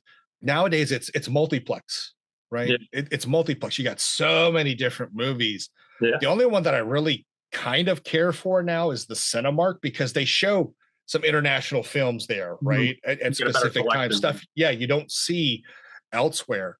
But even then, there's something lost in that, right? I don't know how to better explain it, except that Cinema Paradiso is a movie that kind of takes you back in time, if you've been there, or it's kind of a learning movie, an educational movie that shows you what it was like, what it was truly cinema, when it was truly a movie theater experience, minus the bordello. Yeah, because right. I don't know about you, but man, and it was the town bicycle. She pulls back the curtain, comes back, takes one puff of the cigarette. Some dude walks in behind her. She goes right back in. I'm like, woo. I mean, she's got to make a living, you know. What are you gonna do? Holy cow. Actually, she beckoned the next customer. She looked at that old guy and was like, "You, yeah, your number." Yeah. It was bad, but again, it's a good movie, right? It is a good movie. Yeah. Actually, just to piggyback off of this, so I saw this at the Senator, which is where I used to work. Senator Theater is a historic movie theater in Baltimore, and I don't think that the youth today, when there's an ad, do you remember when we had to crack open the fucking newspaper and look for times and stuff? Okay, but when there's an ad that says, such and such old movie in 35 millimeter, I don't think the youth today understand that what that means is they're importing somebody in with specialized knowledge to hook up the projector and show the film. Because when I worked at the Senator, our projectionist, I mean, it's not like if he got sick, somebody could just jump in. Like you had to train and learn how to do 35 millimeter, 65 millimeter projectioning, and as you said before, John, it's, now it's DLP. You just press a button and they can't even do that right. Sometimes the lenses are not, whatever. They haven't put the setting on and it's fuzzy, or they haven't opened it to the right aperture or the right ratio, 235/1 versus 185/1. And it's like, they can't even do that right, And so I think I like John has, and everybody has said, I think we're missing a golden age of cinema where something is shot on film and it's projected on film. I think we have young cinephiles growing up today that only know digital capture, that only know the films that were shot. Does it even enter their mind when they watch a film? Do they do what I do, which is, this is shot on film. It's not digital capture. And can you tell the difference? Exactly. So it's just, I don't know. I miss that. Like I used to remember going into the projection booth at the Senator Theater and being like, oh my God, what's this or whatever. And I remember, Mr. Hewitt being like, back up, don't touch anything. You don't know how to use any of this stuff. And it's like, okay. I was Toto. Like Mr. Hewitt would be like, get the fuck out of here. You're gonna mess this thing up. You're gonna blow up the theater. Down. Yeah. Right, exactly. Exactly. It was. You just couldn't, you can't just press a button like you do nowadays. But to your point, exactly right, Jose. It's so like dummy proof. You must have a true person who is like failing at that test because they can't get the ratio right. It's out of focus. Your volume is turned to 1 when it should be set at 8. It's like, what's going on versus the old days where, the excitement of, as soon as you heard the beep, beep, and then you saw the film kick in, you're like, yeah, it's kicking in. Yeah. Yeah. It's, you're right, Jose. The young filmmakers of today, who are aspiring to be filmmakers, they're shooting everything on your iPhone, but there's just something about movies shot on film, right? Yeah. They just speak. They're a little bit richer to me, a little bit more meaningful because, if you fall in love with a movie, you fall in love with the whole process. You know what it takes to capture it on film versus now, okay, now do this. All right, hold on. Delete. Okay, now shoot it over again. Now, there's a lot to it, right? Yeah. I don't know. The film takes me back to the good old days of going to the movies, being in that projection booth. To your point exactly, Jose, I don't think this generation is going to end up being like 35 millimeter. What is that? Cassette tape. what is that? Oh Yeah. my God, rotary phone? What the hell is that? Yeah, I mean, are they like? I wonder if a young cinephile watching a film from the 60s or the 70s, I wonder if they look at an image and they're like, okay, why is that out of focus? Do they understand that when you shoot on film, in order to have everything in focus, it had to be an exact distance away from the camera. And if that didn't happen, if you didn't use the right lens, that's why it was out of focus. Exactly. Right. But I don't think anybody knows that, because with Yeah. the HD and HD capture, you know, it's so easy to just line everything up by looking at something and being like, okay, go, versus I hope this shit comes out. Yeah. When they shot it. You know?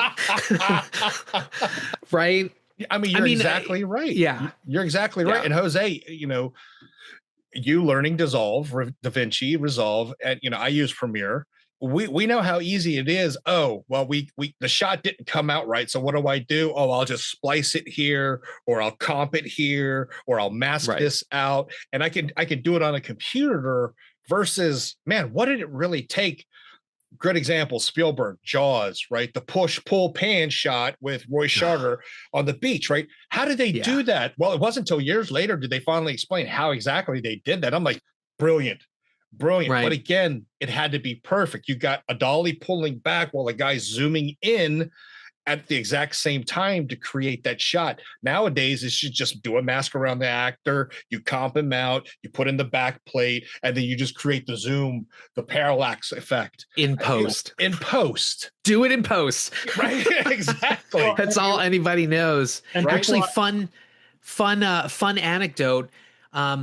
So I had rewatched the Scream films, but the rumor goes is that Mark Irwin, who worked with David Cronenberg, was the DP for Scream, and he was fired, like, I think 4 weeks from the end of production, because what ended up happening was when they were filming, Craven looked at the dailies and was like, all the shit is out of focus. Like, what are you doing? And they fired him. And in came Peter Deming, who did it quickly. And Deming subsequently shot all the other Scream films. Yeah. So, you know, I think young filmmakers also are not going to know what it was like to, you know, open up a film daily and be like, oh, fuck, it's all out of focus. Yeah. You know? Exactly. Yeah. Because what is it now?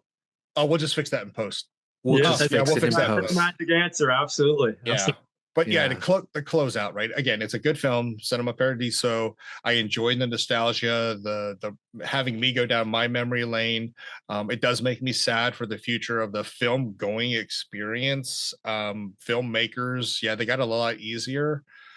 Is it worth a watch? Yeah, it is. I don't know where it's going to fit 10 years even from now, right? Because of the advent of technology and the movie going experience, which is probably going to be, after you take a leak, you come out of your bathroom, then you turn the movie back on. I don't know what it's going to be like. Well, I feel like good art holds up regardless of the time, you know, or whether it was made in the 1980s, the 1940s, or the 2026. I feel like it's good art. It's just good art, you know. And again, obviously the word good is subjective and different people interpret it in different ways. But I think, you know, personally, so for me, you know, it's funny, guys. This film, you know, I said it at the beginning of this when we started, and I'll say it now, that this film is absolutely probably one of my all-time favorites. It really, that's how much this film means to me. I absolutely adore this thing, and I think there's a couple different reasons. The biggest reason is this is probably one of the very first foreign films I was introduced to. I found it on VHS at my local library. I had been watching, like a lot of people, I watched the B movies. I watched the sci-fi and the Indiana Jones and the stuff that would be on HBO and the endless trips to the video stores. But I had never seen a foreign film before. But not only that, I just connected with it because I always thought of myself as a writer, you know, and I still pretend that I am. You know, I still write little stories and stuff like that. And I keep on telling myself one of these days I'll self-publish, you know, or I'll do something. Do it. I always thought I was going to do something creative, right? So I'm cynical about a lot of things. You guys know my personality. You see the stuff I post. You know me based off the conversations we had. I'm a very cynical, sarcastic kind of person. I have a very dark sense of humor. I joke around probably way too much, more than I should. Once you get past that layer of John, there's also this and I guess it is sentimental. There's this part of me that just connects. I mean, let me just talk before I get into what I connect with the story. The score. I mean, the score is just absolutely gorgeous. Obviously, it's Morricone. I've never listened to a bad Morricone score. I just haven't. But beyond that, the acting, all fantastic. Really, there's not one bad performance. There might be one that you like more than another, but I can't picture one bad performance in the film. The cinematography, it's gorgeous. You can see why it won a BAFTA. You know, all of those elements from a technical perspective. You guys are talking about like film versus video. I couldn't imagine this, even with video, and there's so many great leaps and bounds in technology with different videos. Every time you turn around, there's some new camera that's being invented that's better than the one that came out 3 years ago. That's considered the next amazing camera. But even that said, I can't imagine them being able to capture what they captured the way they captured it on video. So it looks absolutely beautiful in the 35 millimeter format. And it's just striking. I think, like I said, being a creative type, I think on a deeply personal level, the nostalgia aside, I just connected with the idea of this friendship between this young kid and this old man, this guy looking out for him. Like you said, Mr. Nance, they tried to paint him out to be a little bit of a villain in that director's cut. He wasn't a villain. He was someone that treated this kid not only as his best friend, but like his son, the son that he never had. And a son who needed an ass whooping, but yeah. Listen, I can't speak for you, but I probably needed several ass whoopings. Probably didn't get nearly enough. If you talk to my parents, they're probably a little lighter. But you know, like I can connect with the idea of someone that deeply. I know you said obsessive, and I completely understand that point of view. But like and again, different point of view, just deeply passionate. Yeah, a little bit to the point where he's annoying, obviously, but deeply passionate about and just being obsessed with something to the point of just like, this is my life. I eat, live, and breathe this thing. You know what I mean? I think I know a lot of people that have succeeded in creative things, whether it's photography, acting, directing, writing, that when you get to the interviews with them and about their lives and stuff, a lot of times we're people that eat, lived, and breathed that creative thing, whatever it was, whether they were comic artists, writers, like I said, filmmakers, actors. That was their world, and everything else was important, but it was secondary. So, like in a way, I also connect with that element with our character Toto. I connect with the love story because I connect with the idea of, and again, a lot of us are either married or in relationships, and we've been through the ringer before we found that right one. But I connect with the idea of maybe meeting that one person, and for whatever reason, it just didn't happen. Or in this case, in the director's cut, it was just an intersection where it didn't happen because there was this incident. You know what I mean? Like, and just never being able to recover from that, because that was the one person that you truly felt was your soulmate. And again, I know this is kind of corny and this is deeply sentimental to some people, but I can connect with the concept of that, right? Like I really do on a personal level, you know what I mean? So there's all these different elements from a story perspective for me where like it just really hit me the first time. And then even years later, as a 51-year-old guy, it still really hits me because it just touches on all these things, this idea of just being obsessed with this thing that you love and making it a reality. This idea of this friend / father / mentor and what it means to you and what he did, the impact that he has on your life. This romance, but that one love that just didn't happen, you know. And then again, it's sad, but I do think it happens where you see people that they just never do get over that one person, and that's why like I get, you joke around about guys that are players or women that are players, but really that's what he's trying to do. Because most people, when they're bouncing from one person to another, they're trying to fill, in my opinion, not to give you like my armchair 2-cent psychology lesson here, but I do feel like when you're bouncing from one person to another, you really are trying to fill a void in your life. Either that or you have a sex addiction. Maybe it's a combination of the two. I don't know. So I think in a lot of ways, this movie just hit me from all different angles. You know what I mean? And that's why I think it really still impacts me. And it's why when I saw this film, after I saw the film, like I immediately went down the rabbit hole.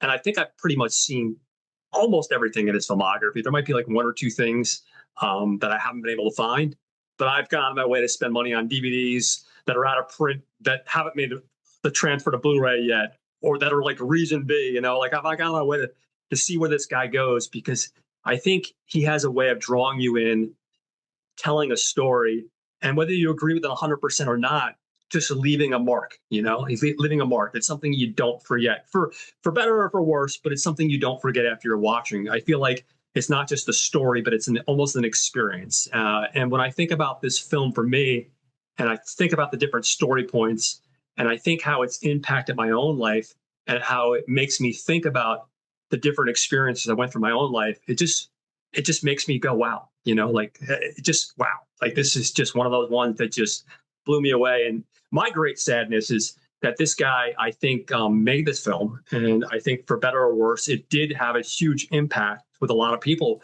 But sadly, like I know a lot of people that are cinema buffs, people that are like hardcore into like our groups, you know, and yet the only film they know about is this film. And then occasionally I'll talk to someone that has seen Molina.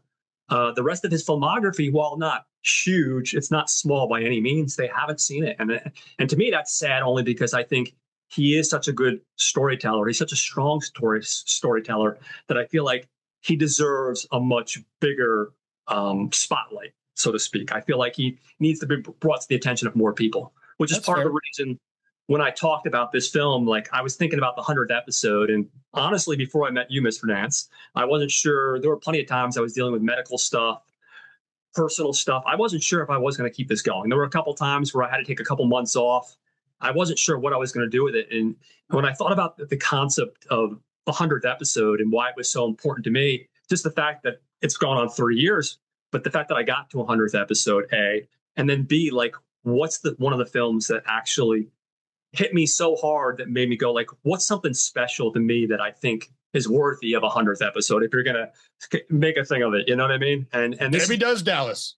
Yeah, Debbie Does Dallas was my second. It was a strong run. It was a strong runner up, you know, it really was. But yeah, no. So, and again, I know this is all sentimental, you know, to some degree. It might come off that way to some people. This movie really speaks to my heart, and it speaks to me on a lot of different levels, which is why I picked this movie, you know. So I definitely think check it out, people. Different people are going to get different things from it, but overall, I don't think you're going to walk away and have a bad experience. You know what I mean? And like I said, guys, check out the rest of his filmography. If you have Canopy, Canopy has Molina. It has the Morricone documentary that Giuseppe Tornatore directed, and I think it has a couple of his other films. And Canopy takes 2 seconds to download, and it's free. Paramount Plus, like we said, has Cinema Paradiso, a theatrical cut. Most of his films can be tracked down, but unfortunately, a lot of them are physical media. And I guess that's my long closing out thoughts. But yeah, no, this is a film I love, guys. So definitely check it out. Before we head out, we want to thank Mr. Jose again. Thank you for taking the time to show up on the show, dude. Yes, thank you. We love having you on, dude. It's always a pleasure. I know you had the second part, your spoil-free part episode, part 2 coming out today, you said, right? Yep. So check that out. And then next week, what's coming out again next week? I'm sorry. Crime 101. And I just wanted to piggyback on what you were saying about not even wondering if you were going to hit 100. And I have to tell you that, you know, editing takes forever. No matter how good you get at it, it takes forever. I obsess over things. There are times where I'm like, I'm never going to make this deadline of getting the new episode out or this and that. And I wonder too, sometimes, do I want to keep going with this? And I just want to say to you, keep going. Okay. Don't give up. Like, keep releasing stuff, especially if it's something that you love to do, because trust me, I think maybe every other week I'm like, this is it. Watch Skip Plus. It's going in the crypt. It's done. But you know what? I just keep going because I love doing it. I love talking about movies, and especially new movies, and trying to build the community. So just, you know, John, don't both Johns. Don't give up. Just keep going. Because trust me, when editing is taking much longer than it should, and it's like Thursday night, and you should be doing this or you should be doing that, but you've got to edit. But just keep going. Part of the reason that keeps me going, and this is a compliment to both of you guys. Mr. Nance, honestly, he's a great guy. I'm so glad we became friends and became part of the show. And I say that from the heart. But part of it is also just having the fact that, okay, we're going to be talking about this episode this Sunday, knowing that there's another person that I can't just be like, I could if I was really not feeling well or something happened, but knowing that hey, there's another person I'm looking forward to. It's motivation to get my butt in the air. When I was just doing it by myself, if I had a bad week, when I was going through something or just not feeling great, it was easy for me to be like, well, it's just me. I'm not letting the audience down. They can wait another week. I'm not letting down another fellow co-host. You know what I mean? I didn't have that in the back of my head, but knowing I got you here, Mr. Nance, and then I've got people like you that have been on many, many times, and it's always a pleasure to have you. That's also motivating me to also keep it moving forward. You know what I mean? Yeah. It's an accountability thing. Yeah. Yeah, it's an accountability thing. And it's also, it's so much easier, guys, because I did it for so long without having anyone as a co-host. And it's great to have guests when they can find time in their schedule, of course. But when you're doing it by yourself and you're just talking to the camera, it's not a bad experience entirely, but it's a different experience. You know what I mean? Yeah. Yeah. It's much more intellectually stimulating to have a conversation where we're joking and busting each other's chops and we're talking about our different viewpoints and we're laughing and sharing as friends versus just kind of talking into the camera. Not that that's a bad experience, but it's just a different experience. And this is one that's much more engaging. So yeah. I haven't had to do it yet. I haven't had to do the solo thing yet.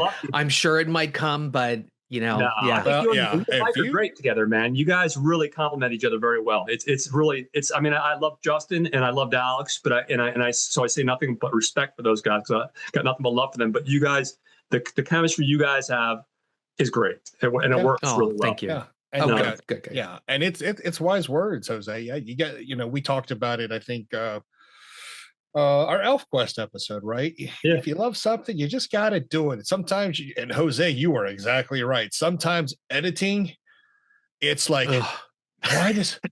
hold on. Why does that? Wait a minute. What? It takes forever sometimes, and sometimes I'll put it this way, and our episode with Big Man on Campus, it's been sitting out there for a few months, right? And then one day, John texts me and he's like, stop whatever you're doing right now. Go look at that episode and look at the comments. I'm like, okay, sure, whatever. I stop, I go look.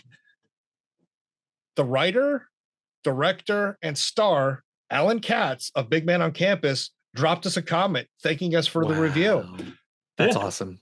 That's, what? We could stop next week. We're not going to, folks. But, it's like stuff like that. I have stories from my wife who says, my buddy at work has been watching your episodes and he's like, I can't stop. It's like, I watch one, then I go to the next. It's like, then then it was all worth it, right? The pain, Jose, why am I still editing this at Friday morning? Why are we still doing this? Well, because it's something we love. We love movies. We love talking with folks and love, like with this movie, sharing, what it was like, what we grew up doing and stuff. Yeah. It's fun. And to the folks in the audience, just as Jose said with John, whether you're a writer or artist, whatever, and you're still, have a little trepidation about doing something, just do it.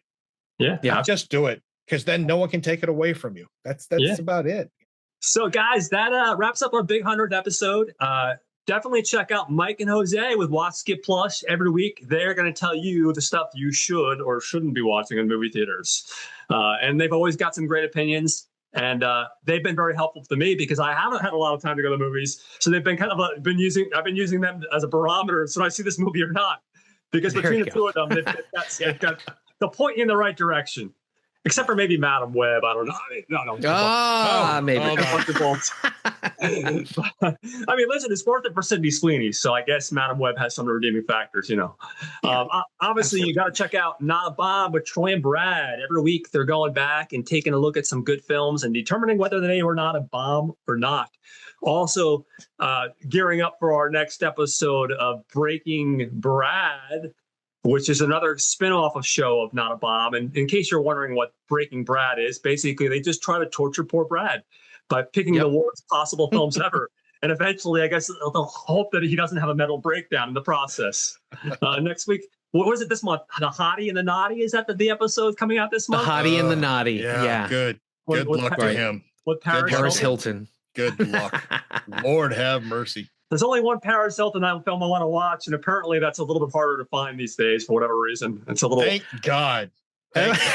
Listen, I was hoping I could find it, you know, especially being a single man. Hey, the internet lives. You will be able to find it. Trust me. But, so that's going on with Not a Bomb. Of course, like I said, The Gentleman's Guide to Midnight Cinema with Sam and Will. They're always bringing us some goodies. With each week, they're going back to the double feature format. They've been doing that for the last couple months and always got some good stuff. Of course, we got Raiders the Podcast, where they look at 2 films every week and do their monthly special where they look at 4 films. We got Caliber 9 from Outer Space with Rob and Joe. Check those guys out. Also another double feature format. I heard you guys were on there recently. That was a great episode. Oh, yeah. We talked about Troll. Yeah. What was the other film you talked about? Troll 2 and the Beaver trilogy. Oh, there you go. Yeah, these were Utah films, basically, that were made locally, yeah. Hold on. You were talking about a film called The Beaver Trilogy, Jose? The Beaver Trilogy, that's right. And it was fantastic. So Space. Of course, Death by DVD, he keeps on promising he's going to come back, but I think he's just teasing us at this point. I'm going to have to go on there and send him a message and bust his chops, Mr. Harry Scott Sullivan. And, of course, Night of the Living Dead podcast. That is the correct title I got. Night of the Living Podcast. Night of the Living Podcast. Again, we're going to be seeing those folks. Next month at the Horror Hound Convention. So that's right, in March. Yeah, in March. So looking forward to it. Yeah, oldest horror themed podcast around, and they're great people. Great people. So that wraps up some stuff you guys should be watching. Some episodes you should be listening to. And again, thank you all for listening. If you guys like what you're watching and you're seeing, again, make sure you check out Watch Skip Plus. You'll absolutely love these guys. And make sure you hit that subscribe button to us and Watch Skip Plus and all those other great places we just recommended. Great podcasts. And thank you all for listening. Yes. Marvel Heat. Marvel Heat, baby.